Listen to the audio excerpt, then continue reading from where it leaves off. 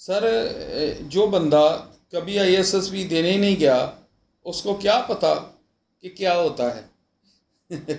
बेटा हर काम ज़िंदगी तजर्बात का नाम है।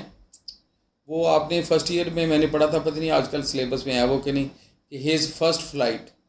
वो जो परिंदे का बच्चा था ना, फर्स्ट टाइम उसने उड़ना शुरू किया तो पहले वो उड़ते हुए डरता था ना, उड़ूंगा तो नीचे गिर जाऊंगा, ये होगा। तो जब उसे उड़ान भरी ना तो फिर वो उड़ता ही चला गया। तो बेटा मेहनत करें, हर काम फर्स्ट टाइम ही होता है।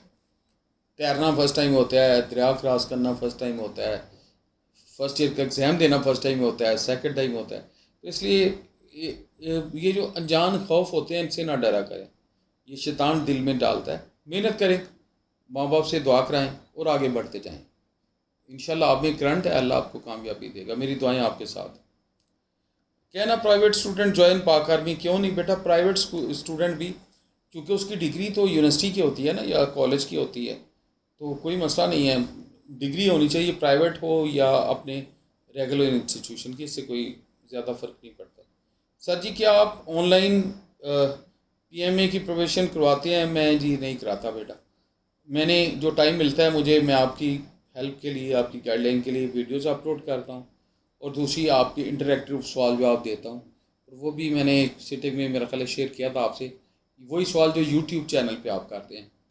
मैंने लास्ट टाइम भी बेटा रिक्वेस्ट की थी कि मेरे इंस्टाग्राम पे, फेसबुक पे या टिकटॉक पे जो आप सवाल करते हैं मैं उनके जवाब अमूमन नहीं देता, क्योंकि वो क्वेश्चन बहुत ज़्यादा हो जाते हैं। हम एक चीज़ को हैंडल कर रहे हैं, वो है जो मेरे यूट्यूब चैनल पे वीडियोस के अगेंस्ट आप सवाल करते हैं वो फिर हम देते हैं जवाब, और वो ज़रूर देते रहेंगे।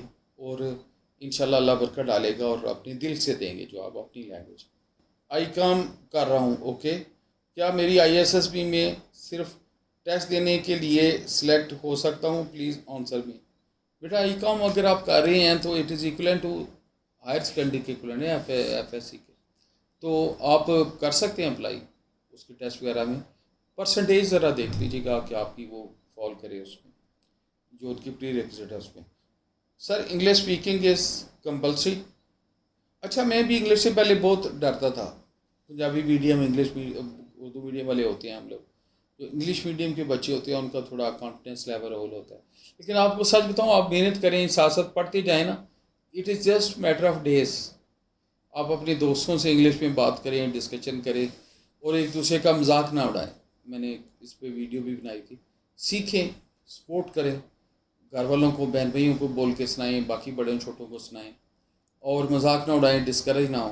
प्रैक्टिस करते हैं, देखिएगा बहुत। इंग्लिश न्यूज़ सुने, इंग्लिश वीडियो चैनल देखें, इंग्लिश ये नेशनल जोग्राफी की इंग्लिश वालों पे गौर करें, डॉक्यूमेंट्री सुने, आप देखिएगा आपकी बहुत ज़्यादा वोकेबलरी ऑटोमेटिकली बहुत अच्छी हो गई। ये डिफरेंट टेक्निक्स हैं और उसमें आप करें। अगला थोड़ा लंबा क्वेश्चन है। Sir if I apply for the Pakistan air force PF and receive a recommendation from the ISSB but subsequently decide to withdraw and instead join the army or navy, will be required to undergo the ISSB evaluation process again, or can I utilize the recommended letter for my previous ISSB assessment? Please provide response, thank you। अच्छा बेटा अगर आप ISSB से recommend हो चुके हैं तो मुबारक हो। तो वो मेरा ख्याल आपने बताना होता है कि मैं ISSB तो तीनों सर्विसेज के लिए एक ही होती है ना। वो आप अप्लाई कर देते हैं पैरेलल कोर्स में, दूसरी फोर्स में, कि जी मैंने क्लियर किया हुआ है, मेरा रिजल्ट तो ISSB के पास है, मुझे कंसिडर किया जाए, तो हो जाता है। वो ज़रा आपकी रीज़न थोड़ी जेन्युइन होनी चाहिए, वो उसमें कोई इतना मसला नहीं। वो ISSB is same for all forces.